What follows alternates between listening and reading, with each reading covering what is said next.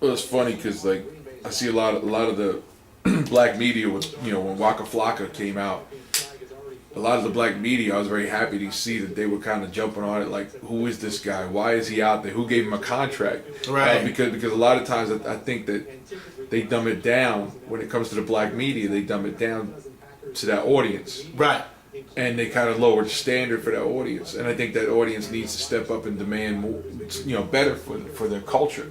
Right. I agree. Maybe I'm the wrong person to talk about that, but I truly feel that. Well, I think more people should come to grips with that. They dumbed it down so bad. Yeah, and I think, like, if my mom would have saw that, my mom would have been straight up embarrassed. You know what I'm saying? Right. Like, and I think because that was on what BET, right? BET, yeah. And that's and that was like, yo, you don't do that on, like, you don't sound like that on BET. It's bad enough, right? And then he's asking him to cut the tape because he doesn't want to show it because Like, who sat? Did anybody sit down with this dude? Like, does anybody prepare him? Right? Where's his publicist? Where's his people? And see, that's what I'm saying. Like, you gotta once you are on that level, man, you gotta take it seriously, man. Like, no doubt. Because now people are looking at you. People want to be like you now. This kid that's in his little bad situation sees that, might know who this cat is. Like, wow. So that's what I gotta do. And to me, it just reinforces all the stereotypes. It does. It really does, man. It's like subliminal racism. And it's crazy. And I think, like, a lot of times, man, in those situations, people don't really, when it starts popping off like that, people don't really get it until, like, after the fact. And I think once people saw that, because I think I was at the studio and we were watching it. And we were like, what? You know what I'm saying? We were bugging out. But that's what I'm saying, A lot of guys jump in this thing, man. It's like, are you ready for what comes with it? You know what I'm saying? Are you ready to go through this? Are you ready to go through that? Are you ready to... It's funny because Wacka's kind of become the poster boy for it right now. I mean, there's much more ignorant stuff out there too. He's kind of become the poster boy for it though, and I think that there's a backlash that's coming from that now, where people are gonna start demanding better quality lyrically and such.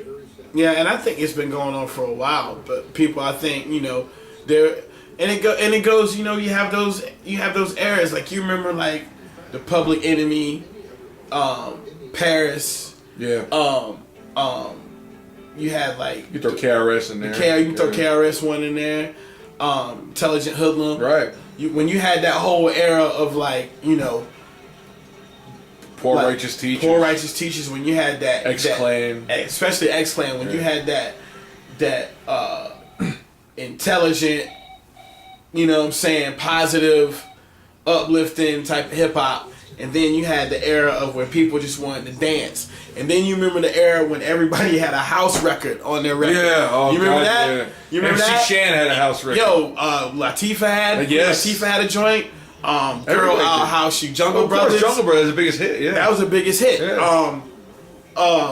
Man, like I remember MC Shan had a song. It went, "It ain't a hip hop record, it's house" on it. Yeah, everybody had a house. And then it's true. You remember after that, everybody had like a rock joint on their album.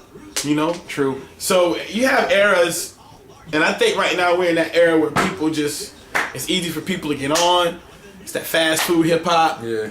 It's that number 2 combo. I just want it right now. I'm on the way to work. I just want to, get that little fast food taste of hip hop before I clock in this job. It's not where it was that buffet, that Sunday afternoon at your grandma's crib type meal, And I think that people want those servings back. You know what I'm saying? People want to get like fed on hip hop now, and I think it's really cool that when I hit the road sometimes and stuff, I meet younger people, and it's really cool that some of the younger cats are like, yo, like, I'm so glad, you guys are doing what you're doing,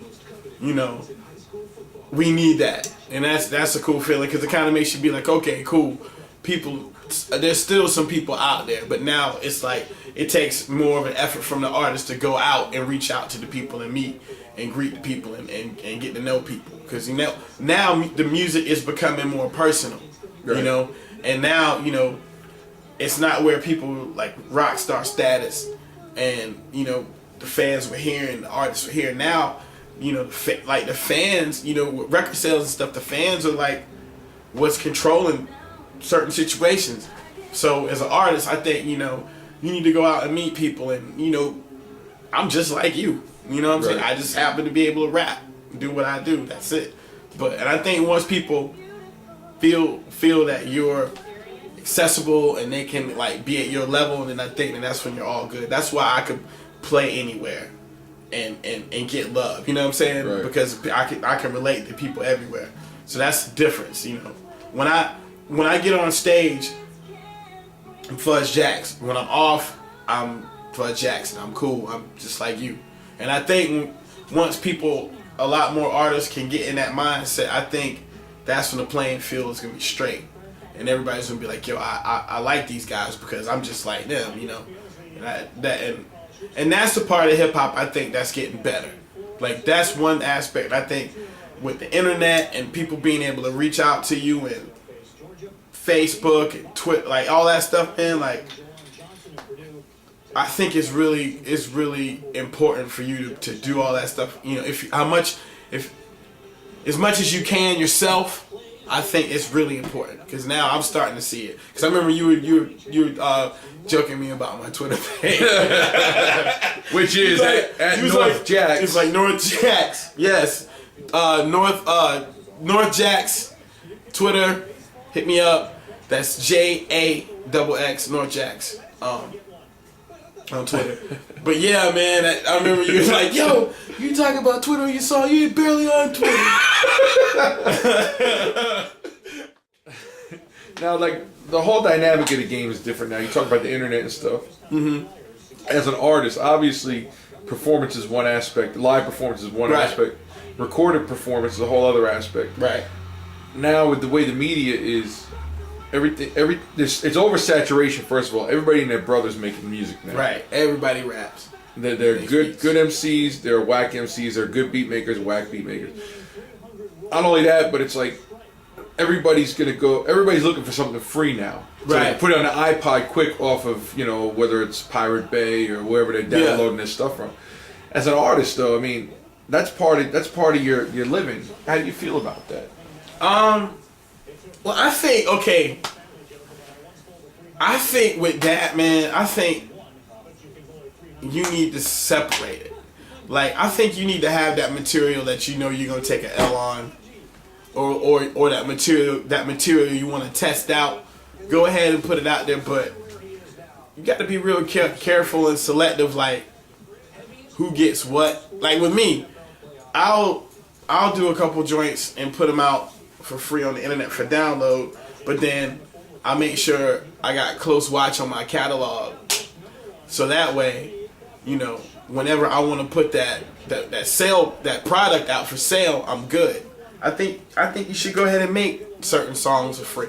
I think you should do what Kanye does with the Good Fridays and stuff like that. I think because people are buying records at a time where people have a lot of money, so you gotta still, you know, look out for the fans and make the fans be like, yo, I mess with this cat because what he's doing.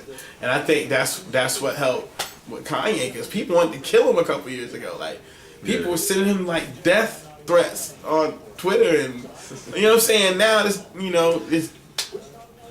But as a young independent artist, it's crazy. How do you supplement the money you may have made off those tracks you have to leak now? How do you make up for that? I mean, just the exposure. Honestly, man, and you know, I think you gotta, as an artist, like an independent artist or whatever, I think we gotta work double time, because we have to put our heart and soul in everything.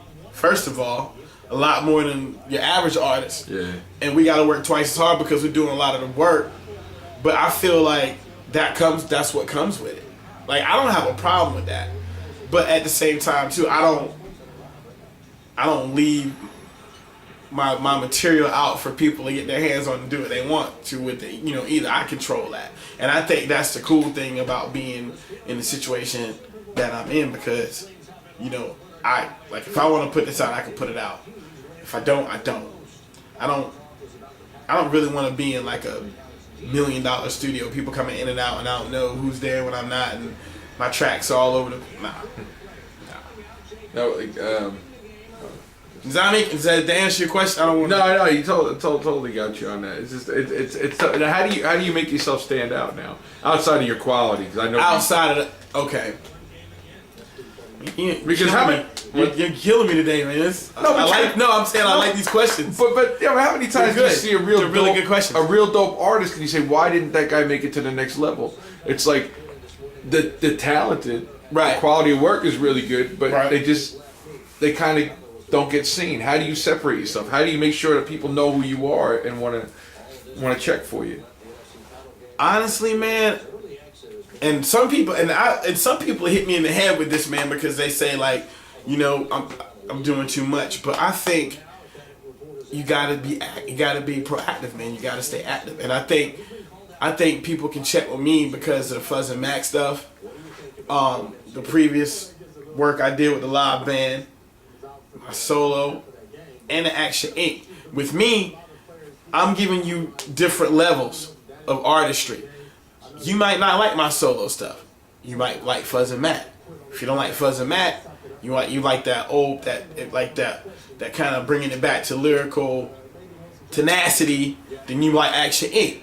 Hey, I don't really like Fuzz over like hip hop, like studio produced joints.